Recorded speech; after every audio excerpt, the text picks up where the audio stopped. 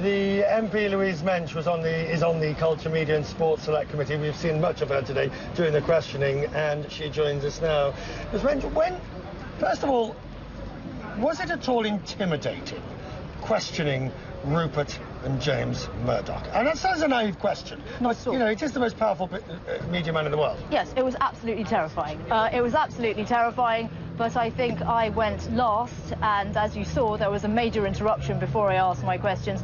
So whatever we have been expecting, that was a reset. And I think we were all probably, I can only speak for myself, I was extremely nervous before the questioning started. But then as testimony progressed, we were just listening to the answers and trying to get at the truth, and that's what we were concentrating on. What did we get from today from Murdoch and Brooks?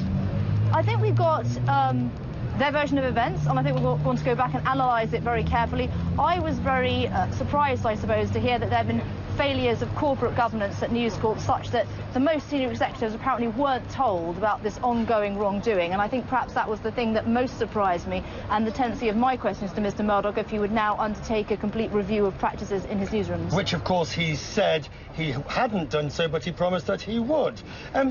Didn't you ever just want to throw your hands up to Miss Brooks and say, you must have known, and if you didn't know, you're incompetent for not knowing?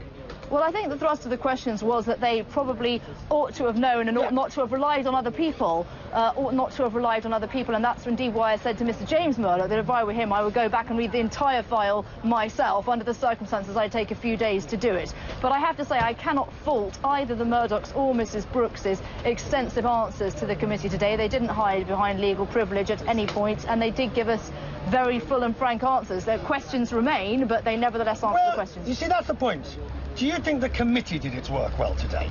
I believe so, because I think we asked very searching questions in exhaustive detail about the nature of the payments, about the differences between them, and we received the answers, which I think do leave questions hanging out there. Right, the questions are hanging out there.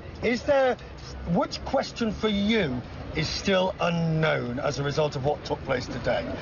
The question for me that's still unknown is why were the serious wrongdoing at the News of the World not passed up the chain of command to James and Rupert Murdoch? Because if I were in their position, knowing the reputation of my company, I would want those answers right now, and I would be incredibly distressed to learn that I hadn't got them. That is the question that I have. And what about the question of the body language between the two men? I mean, you saw them, again, close up and personal. It seemed that Mr. Murdoch, long pauses, very firm answers when they came. Yes, no, I didn't do it, I didn't know about it. James Murdoch sounding sometimes like a management textbook. James Murdoch was well versed and was close to the action. Mr. Rupert Murdoch he's 80 years old, I think, is one of the first things to say, and he wanted to consider his answers. As a matter of fact, I thought the body language between the two men was quite tender. I noticed James Murdoch putting his hand on his father's at one point, and Mr. Murdoch said, he's telling me not to gesticulate, but it looked to me like a gesture of comfort.